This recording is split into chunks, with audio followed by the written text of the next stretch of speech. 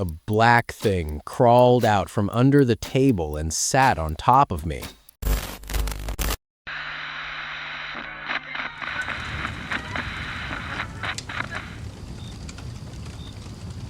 This is not supernatural creepy, but is one of the more disturbing and surreal experiences of my life. One early morning, a few short years ago, I'm walking to my bus stop and eating a banana. It is dark, misty, around 5 a.m., and I am internally debating something trivial, like if I want my daily Starbucks before or after the commute. As I approach the dimly lit corner on my street, a tall man in a black mask steps out of the dark alleyway to my left. Sleepy and disoriented, I barely acknowledge him. When he shouts, "Put down your fucking purse," and points his gun to my head, things start to click. The man says, "Put down your bags," and I tell him, Okay, I'm putting them down over here." He orders me to walk over to him, toward the alley, and get down on the fucking ground, and I agree, I'm coming. Okay. My heart is beating 1,000,000 miles a minute, and my hands still smell sticky with banana. I know I need to get away. I don't know why, but my mouth won't stop working. "Look, see, I'm on the ground. My stuff is over there. Please just take my stuff." But he doesn't like it. "Shut the fuck up, okay?" He gets on top of me and puts the gun to my head. At this point, I should mention the fact that I'm on my way to coach a high school practice, and I'm dressed like a dude. Huge baggy pants, hat, jacket. If not for my telltale voice, I'd look like a prepubescent 90s rap star. Anyway, as the guy gets on top of me, gun to my head, he looks at me and pauses. I can't tell you why I know this, but I swear that at this moment, it clicks for him that I'm a woman. He gets off of me, stands up, and points to the dark alleyway. "Come with me." My stomach hurts. I remember that there have been a recent rash of sexual assaults in my neighborhood, during the daytime no less. When the man points down that dirty alleyway, my internal voice speaks the fuck up. Says voice number one, "There was no way in hell you were going to go down there without a fight." "But he has a gun, you dipshit," replies voice number two. "Fucking follow me," the real voice, his voice, hollers. So I do what I do best. I talk. "I'm coming. I'm following you," I call, and the man makes a crucial mistake. He believes me. I take 1, 2 tiny steps backwards toward the sidewalk, and he turns his body and his gun toward the alley. This is my moment. I take a deep breath, tuck my head down in case he starts shooting, and start sprinting away. I hear a voice screaming in a high-pitched wail before I realize that it's mine.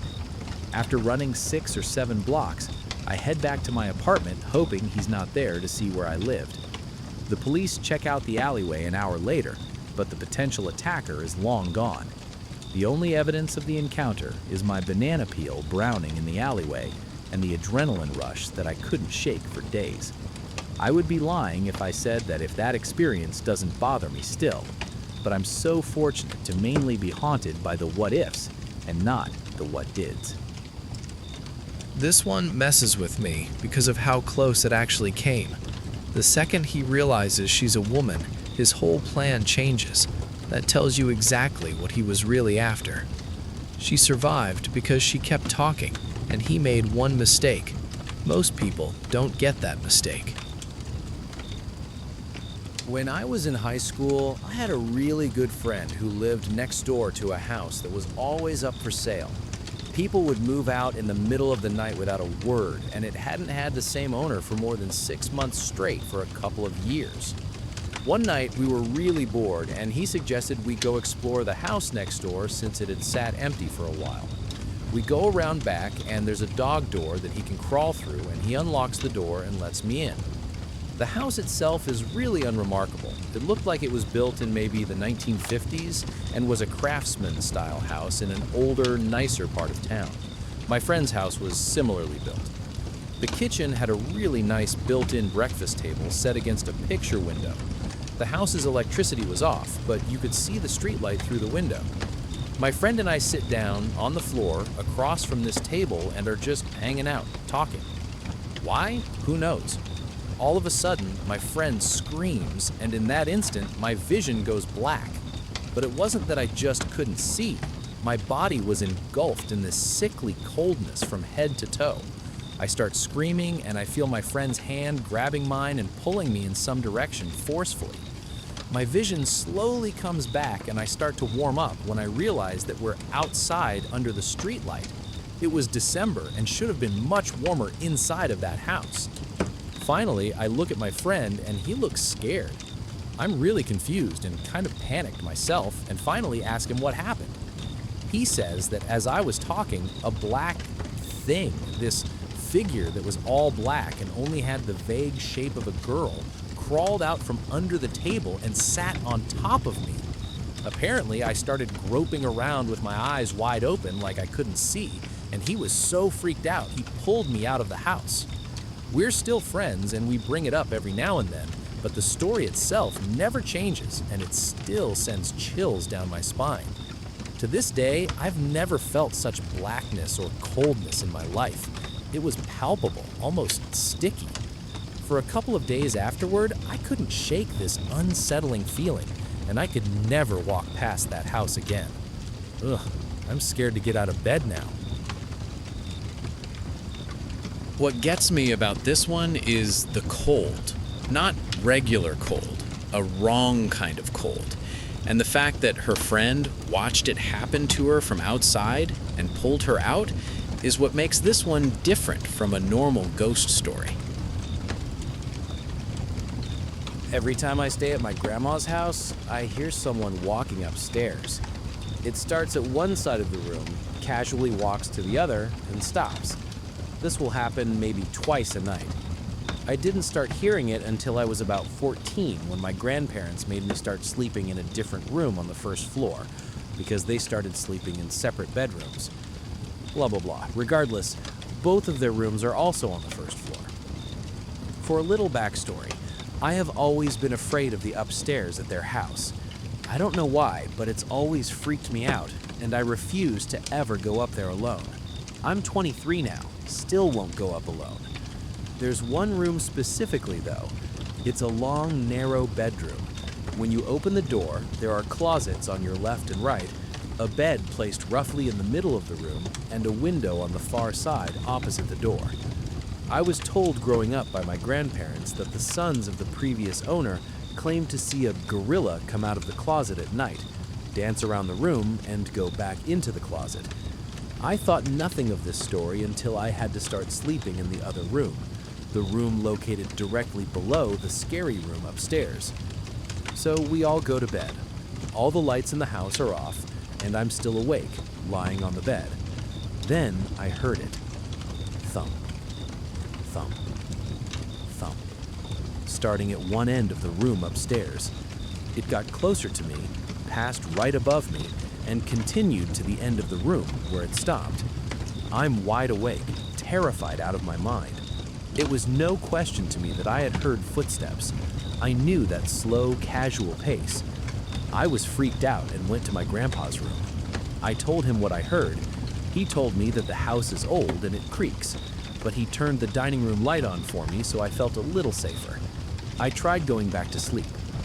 Then it started again, this time from where it ended the first time, by the window upstairs. It walks over me again and stops when it reached the door. I thought it was over until 5 seconds later when I heard it coming down the stairs. 1, 2, 3, 4, 5. Silence as it reached the landing. Then 6, 7, 8, 9, 10. And silence again as it reached the first floor. I was frozen in shock. Whatever it was on my floor of the house, and sadly unaffected by the dining room light. I was staring at the doorway to my room. The dining room light was shining in, and my vision began to distort. I felt dizzy with fear, so I pulled the blankets over my head and suddenly heard a scratching sound from inside my room. I knew exactly where it was coming from, my grandpa's gun case. It was a very obvious sound, scratching on the wood. Long scratches down the front of the gun case door. I could even hear the door ever so slightly tapping against the frame as each scratch began. I tried to scream and I couldn't. I took a second to take a deep breath and let out a loud scream. In seconds, my grandpa had made it to my room and I was relieved. Needless to say, he still didn't believe me. So I did what any normal person would do. I draped a sheet over the side of the bed and slept underneath it. I wrapped myself tight in the comforter, put on headphones, and turned my back to the door. There could be a party of ghosts in my room and I wouldn't even know. The next morning, my grandma told my grandpa what happened the night before. She said, "Oh, that's silly. You know your cousin woke me up the last time she stayed here. She came in my room saying, 'I hear footsteps.' I slept under the bed for the rest of my week stay with them. I've stayed there countless times since that happened, and I hear the footsteps every time. I sleep on top of the bed now, but keep my back to the door and sleep with headphones on. I haven't heard it come down the stairs since that first night, but if it does, I don't want to know." The scratching on the gun case is what got me, not the footsteps. It knew exactly where to go. That's not random. And she still stays in that house, still hears it every time. I don't think I could. Okay, this is 100% true. I'm 23 now, and this happened about 10 years ago, so I was probably 13 or 14. Anyway, I used to skate all the time with my friends, Tim and Brandon. One day we got done skating and we decided to go to 7-Eleven to get some food or drinks before we went home. Remember, I was only 13, 14, so we weren't driving. We had skated to the 7-Eleven and were planning on skating or walking back home. Anyway, we buy our drinks and we left the store. We walked to the parking lot's exit and prepared to cross the highway. It's not a bust highway, since it's a small town. While we waited for the traffic light to turn red so that we could cross, I looked behind me at the 7-Eleven gas pumps. I noticed a 40 to 50-year-old man pumping gas into his white truck. He stared at me, and before I knew it, he dropped the gas pump and jumped into his truck. He slammed on the gas and sped straight at my friends and I. He missed us, but he grazed my arm and knocked my skateboard out of my hand. My friend Brandon screamed, "What the F, you fucking dick," as the man peeled out and sped into the parking lot next to 7-Eleven. I swear to God, he drove through a ditch which was between 7-Eleven's parking lot and the parking lot he was in and tried to run us over again. This is where it got bad. The three of us started running at full speed across the highway and toward the local library, which is like 2-3 blocks from 7-Eleven. When we were about a half a block away, I looked back and saw the maniac speeding toward us, full of rage. Brandon and Tim ran up to the library doors, and I ran towards the woods. It was Sunday, so I knew the library was closed, and there was a trail in the woods which led to my backyard.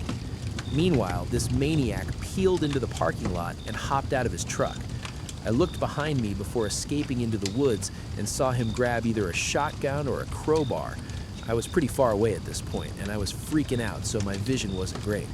From the bed of his truck, I ran all the way home. When I got to my street, my neighbor, Tim's dad, told me to get in his car because we had to go to the video store, which is where Tim's mom worked. When I got there, I found Tim and Brandon. They ran to the video store after realizing that the library was closed, and 3 cops. A minute later, my mom came in crying her eyes out because Brandon and Tim told her they didn't know if I lived or not. Everyone had thought that I was captured. Tim told me that he saw the guy running after me into the woods, which is scary because I thought the maniac was chasing them, not me. Anyway, he was never caught, and I spent the next 5 years worrying about every white truck I saw. This one's terrifying because there's no motive at all. He didn't rob them, didn't say a word. He just wanted to run down 3 kids on skateboards, and he was never caught. He's still out there somewhere. I lived in a bizarre little house as a child.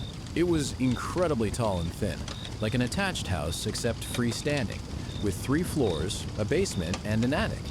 It was full of quirks, such as 2 fully functional fireplaces, a shower stall in the center of the basement, a backyard so small that you could not take 5 paces without hitting the fence, and an old-timey rope-pulled dumbwaiter that led from the kitchen to my bedroom.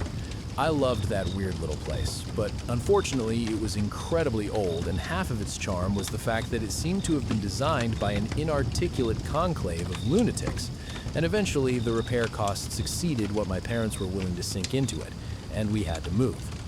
Preparing for the move was a chore. I packed most of my stuff myself, and I had taken to throwing stuff down the dumbwaiter and shoving all my clothes so thickly in my closet that they became a single solid brick of fabric. While clearing that closet out, in fact, I came across a feature I hadn't noticed before, an attic entrance in the roof. Being an adventurous kid, I opened her up, stood on the clothes brick, and began my first and last exploration into the topmost part of our weird little house. The first thing I noticed was that it wasn't as dark as it should have been. The place was strung with old red Christmas lights, which still burned with leftover incandescents, and a dozen little cracks and holes peeped down into all the bedrooms below. The second thing I noticed was that the place was set up for habitation. The insulation was plasticed away, there was an old gurney piled with sleeping bags and sheets, and a rusted mint green refrigerator which still worked when I tested it. The third thing was the bones. There were a lot of bones. I was a kid at the time with a limited understanding of anatomy, but there were bones of all types heaped into a series of piles around the center of the attic, small and large, clean and white, from every and any imaginable sort of creature, haphazardly stacked in a half-dozen osseous clumps. 2 of them were blackened, as if someone had tried to burn them, and the walls nearest to those blackened piles were scrawled in dark bone char messages. Mostly they were just smears, but the word sorry appeared more than once. That room had been sitting over my head for 8 years while I slept. The word sorry burned into the wall next to the bones is what makes this insane. That's not a random detail. Someone lived up there, did something, and felt guilty enough to write that in ash. Nobody knew for 8 years. So, my uncle used to work a lot when I was younger. He's done a lot of different things to make money, but one consistent thing is that in the summer months and into late fall, he paints houses. It's a legitimate business and everything. He's got a truck with a number and a name and supplies in the back. The works. Every now and then, he would call my dad when he needed a little extra help, and I'd work for him. No big deal, really. It's just painting houses. What could possibly go wrong? Well, it takes a while to paint a whole house. If the weather conditions aren't right, then you can't paint. One particular fall was extremely wet. It rained what felt like every single day. My uncle would paint multiple houses at a time, so sometimes he would get caught up due to situations like these, and I'd work a little more than usual. That was fine by me, though. The job wasn't hard, and it paid well. Anyway, it was a warm day for late fall, but there was still a distinct chill in the air. One that kind of penetrated through you and stung your soul. My uncle had this job yet to finish. It was an old Victorian house in a quiet part of town. A lady and her husband, who was an author, lived there. Due to the weather, it had taken longer than expected to paint the house, and there were family issues going on at the time, which further complicated things. So my uncle gets a call one day from the lady who lives at the house. She says that her husband is trying to write his next book, but he keeps getting distracted by the scaffolding outside the house. So she wanted to know if we could come over and finish the job as soon as possible. My uncle was always an honest businessman. They had contracted him to do the job in midsummer, but he had lots of jobs that summer, and the wet conditions I mentioned above made it difficult to finish anything. However, these people were insistent but really polite, and not wanting to lose customers or get a bad recommendation, my uncle decided to put the house as a high priority. After all, it would only take a day or 2 to finish. So, we show up to this house mid-afternoon. Like I said, it was a weird kind of chilly that day, and I also remember a really eerie calm. The day was slightly overcast, so everything was shrouded in gray. It was like the perfect setting for a mystery crime novel. So we arrive at this house, and my uncle and I move to the back. The front of the house was already done, so there was nothing left there. My uncle, being the more experienced painter, would always do the touch-ups, and I would simply apply the first coats, since they took little skill. Anyway, we get to the back of the house, and he asks me if I'm scared of heights. I was 17 at the time, and although they do creep me out a little, I didn't want to seem like a child in front of my uncle, so I told him I wasn't. He was happy to hear that, He has me climb up the scaffold to the third floor to finish an upper section of the house. There was a window up there, a small little oval one that looked into the attic. The attic also happened to be the husband's study.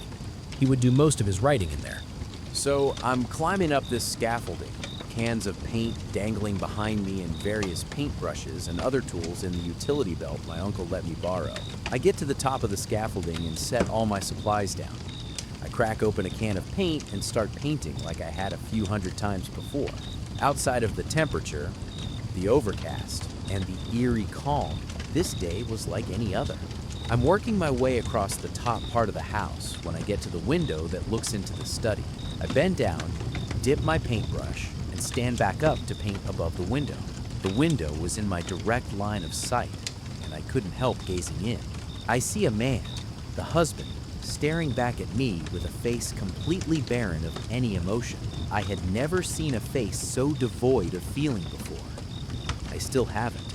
Of course, I get startled and take a step back. I chuckle and smile at the guy, but he doesn't smile back. Instead, while remaining completely emotionless, he draws a pistol up to his head that he was holding in his hand the whole time and proceeds to blow his brains out without ever breaking eye contact, right in front of me, while I'm staring at him. In utter shock, I gasp and let out the smallest scream as I step back in fear. Only I stepped back a step too much and fell off the scaffolding. Alerted by the gunshot, my uncle looked up in just enough time to see me fall off the scaffolding from the third story. I was lucky enough to land in a bush and only suffer a broken ankle and a few scratches. The biggest wounds happened in my head. I had to go to counseling for a while. It's been years since then, and I still remember that man's face.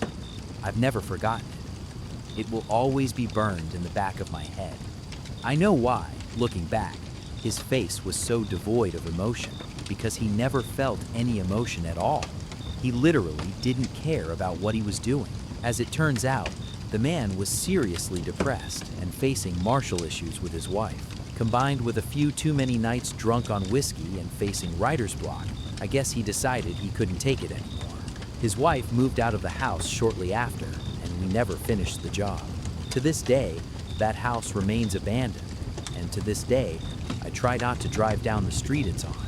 I'm scared that if I do, and happen to pass the backyard, I'll see that man staring back at me from that window, cold and emotionless. What haunts him isn't the fall, it's the face, completely blank, right before he pulled the trigger. That kind of emptiness is scarier than fear would have been, because it means he'd already left before it even happened.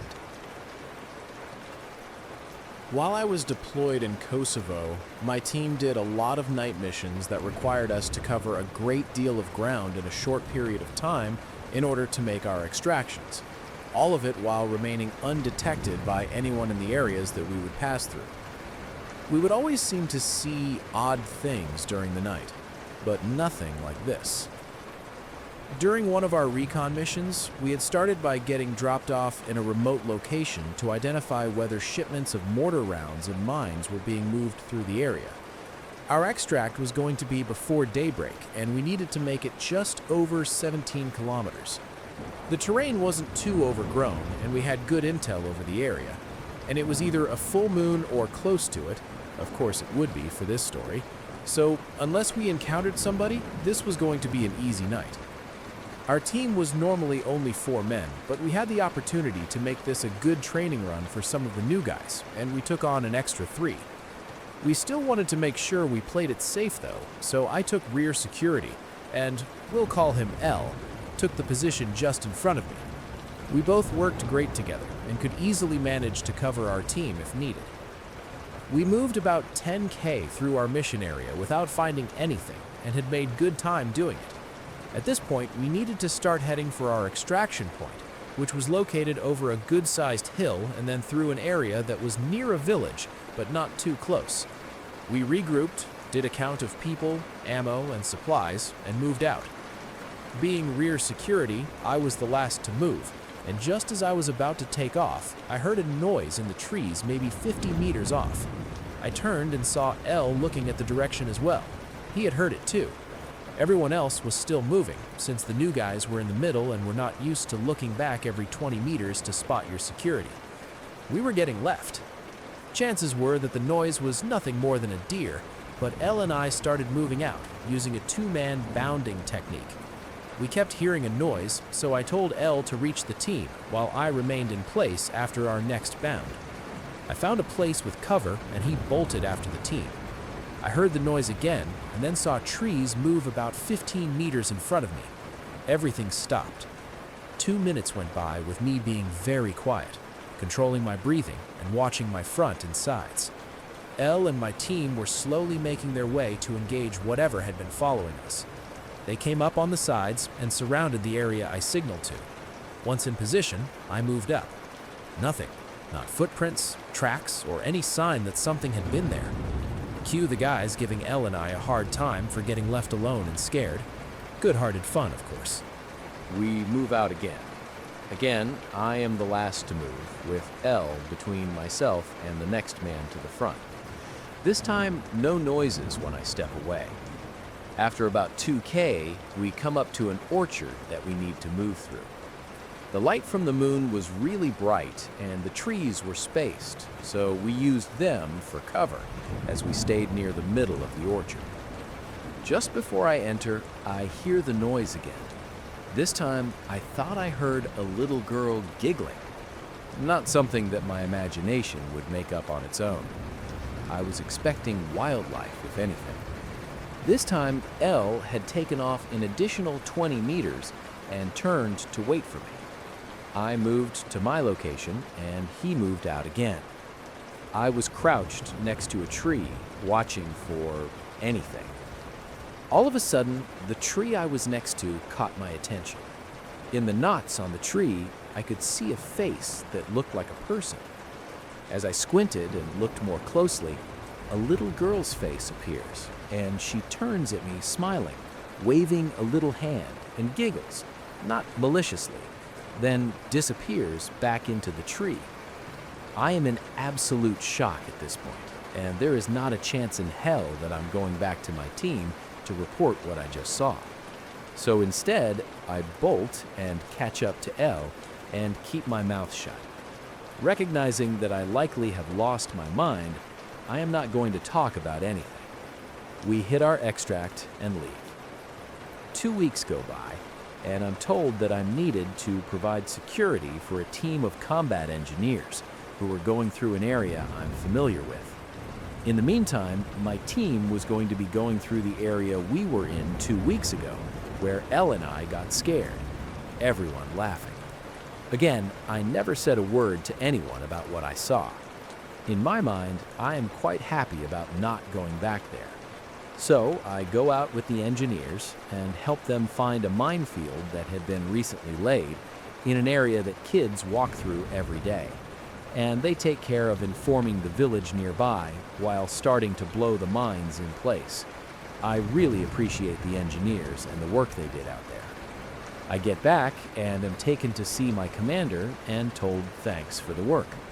Feeling great, I head back to my barracks room, a place I rarely get to visit, and see that none of the guys are back yet. No sooner than taking my boots off, the door opens and I hear everyone laughing as they enter. Elle is not laughing and telling everyone to screw themselves. One of the other guys sees me and blurts out, "Hey man, Elle says he isn't going on patrol with us anymore in your favorite spot." I just grimace and wait for stuff to calm down. A couple of days later, Elle and I are out playing babysitter to some scouts. He says, "What did you see that night?" I shrug and say, "I don't know, just my imagination getting the better of me." He then says something that sends chills up my spine. "I know you saw her. I saw her too. Tell me I am not crazy."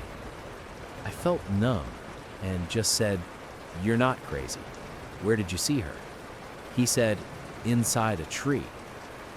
I had never given any information to Elle about what I saw, or details that could have led for him to come up with the same conclusion.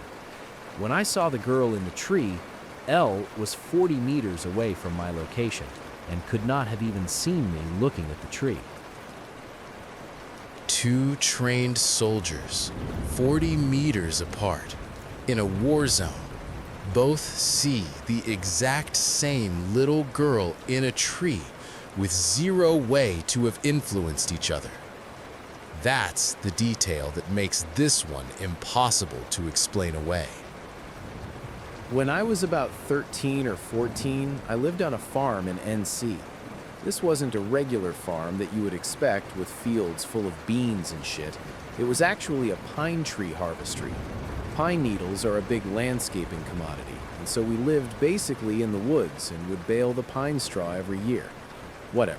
The point is that my house was in the middle of 550 acres of perfectly lined long-leaf pines. My living room had a huge picture window. I won't go into the architecture of the house, but it was a weird custom job built by some dentist in the 30s. The window in the living room stretched nearly the entire length of the room, maybe 50 feet. The house was built on a subtle hill, so the living room itself sat 5 or 6 feet off the ground, so you had something of an angle to look out at a solid mile of pine trees. During the winter, it was unsettling because you'd get just a bit of snow, enough to reflect moonlight so that you could see the dogs running around at night. I'll be honest, I hated that room and that window. So now to the relevant part. I had a cousin over for the weekend and we were doing what kids do in the country, throwing stuff in the fireplace to see what happens. It is getting late and the fire's dying down, so we build the big kingdom of couch cushions and blankets in the living room and get ready for bed. Nothing out of the ordinary until we hear the dogs barking. They were really far away. The property stretches for nearly a mile, so I just assumed they were chasing off whatever animal felt like shitting in my yard. So my cousin is staring out the window and not saying anything, which prompts the standard, "What's up?" He just kind of keeps staring and says he feels like he's seeing things. Naturally, I get all anxious and start staring out the window as well. Nothing happens for a few minutes, and he gets more and more annoyed with me because I'm asking what he saw. He keeps shushing me so that he can focus. And then we both see it. A shadow of a person moves from one tree to the next. Not a run, not a leap, just a brisk walk from one tree to another.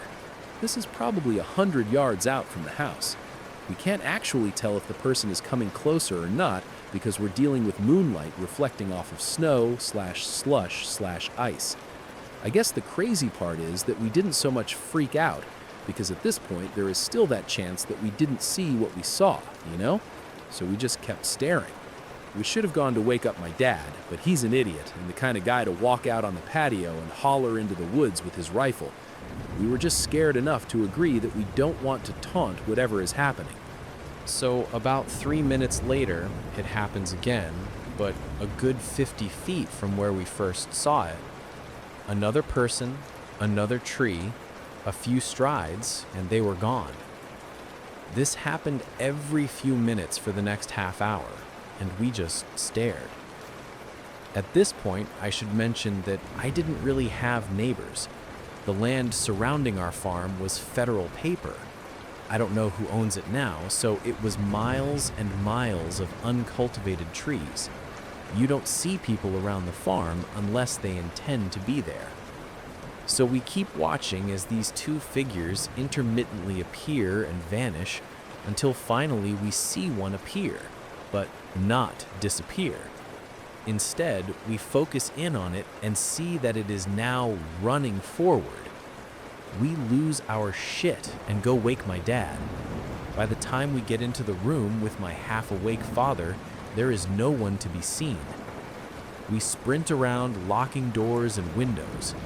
Keep in mind that we're out in the country with no one around. It rarely occurs to lock doors. Every door was worse than the last because you just know that as soon as you reach the door, someone is going to be trying to open it. Although that never happened. We locked everything up, walked around the house at least 50 times, making sure no one got in without us knowing, and then convinced my dad to fall asleep in the living room with us while we stared out the window. I never understood why my dad wouldn't call the police. He always had this "we take care of our own" mentality, and it simply wasn't an option to call 911. The next day, we went out to look, and absolutely, there were footprints everywhere, in the snow. We saw them between trees, and then we finally saw where someone had been standing right in front of the window. But, as I said, I wouldn't have seen them because while I'm 7 feet up in the living room, they would have been right beneath me. The footprints the next morning are what make this real. Kids can imagine shadows moving between trees. They can't imagine matching footprints in the snow the next day, right under the window they were staring out of. This just happened, so bear with me here.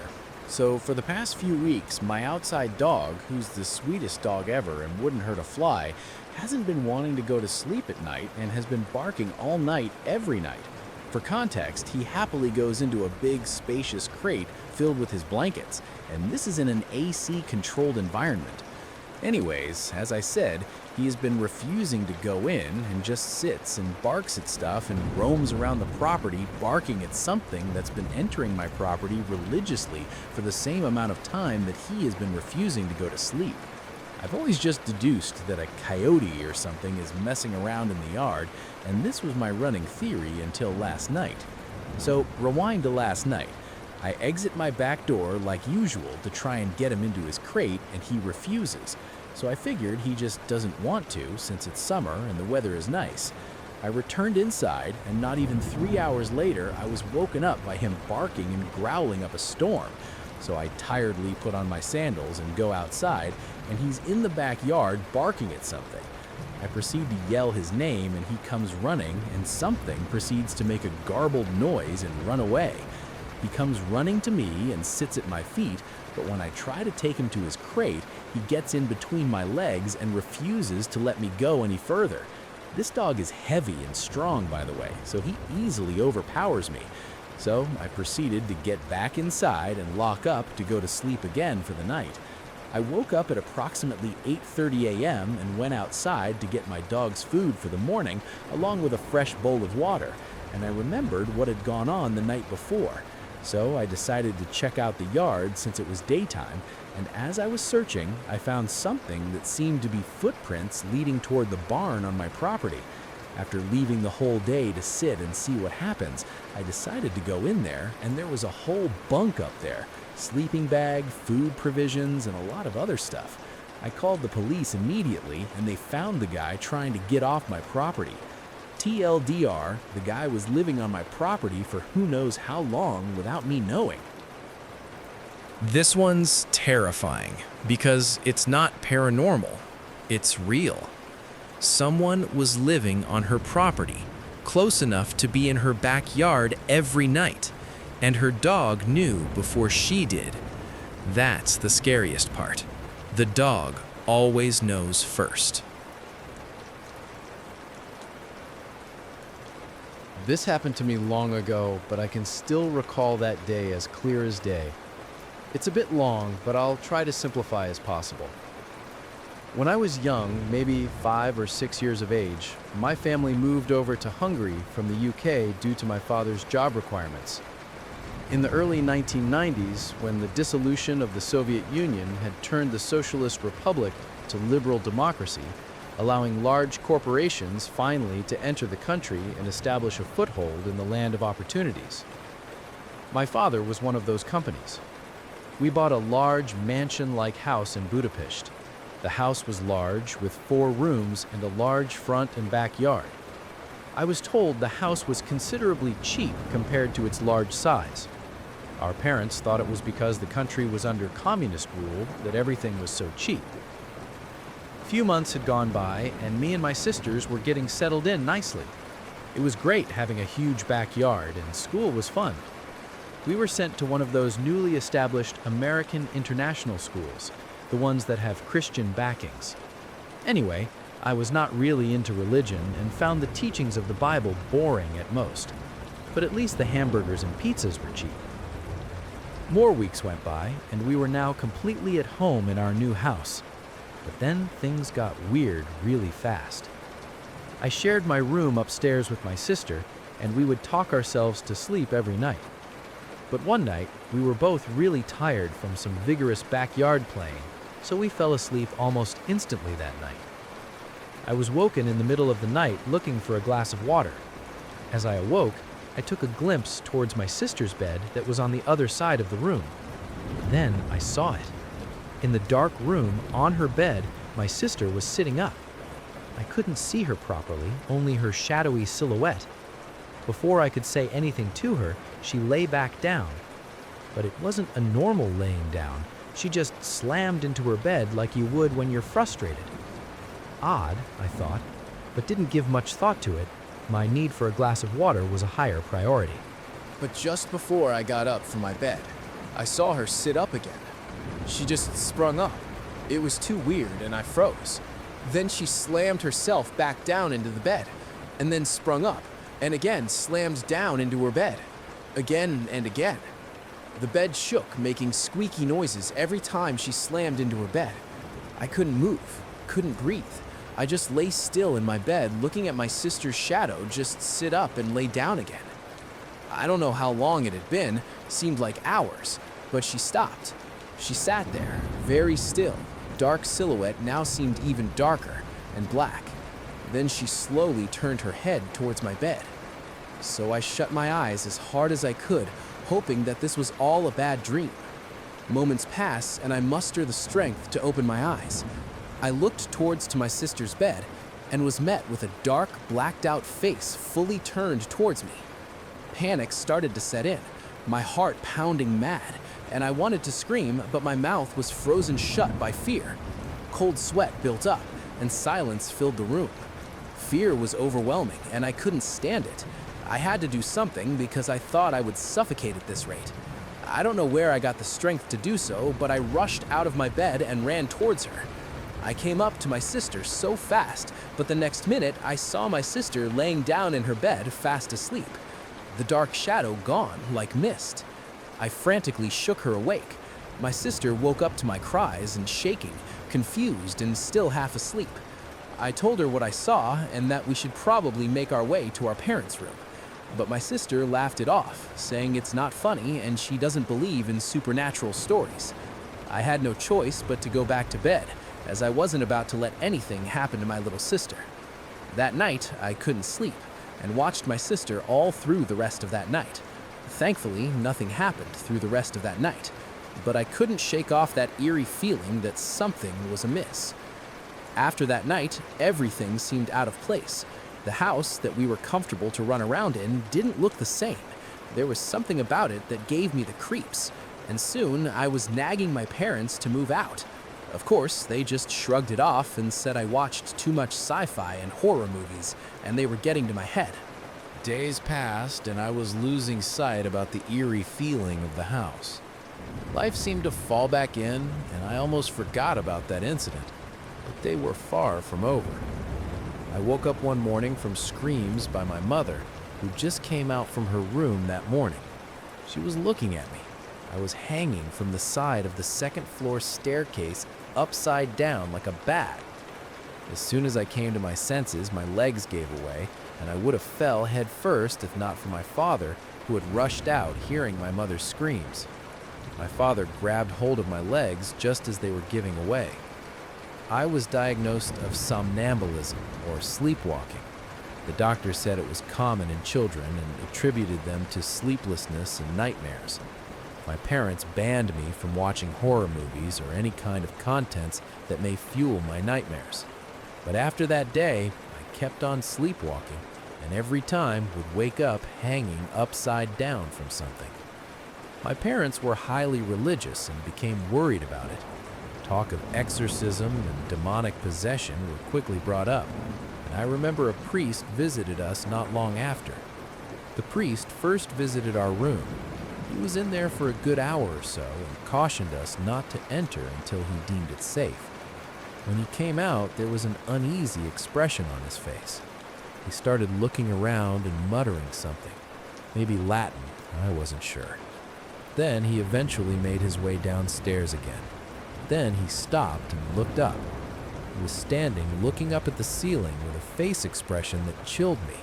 Something about his expression just said supernatural. The ceiling was located right beneath where our room was. He then motioned my parents over and spoke to them for some time. My parents' faces turned white, and we all moved out and rented a hotel room that day. The next day, my parents hired construction workers to tear down the ceiling located under our bedroom. They found a small trap door in the ceiling, and when they opened it, they found a small bag of bones from some small animal, maybe chicken or something.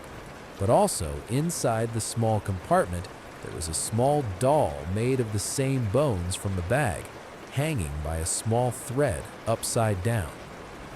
Needless to say, my parents sold the house and we moved out immediately. We stayed in Hungary for another year, and after that returned to the UK. My parents' religious belief and faith had tripled after that. As for me, I had strayed alien to Christianity.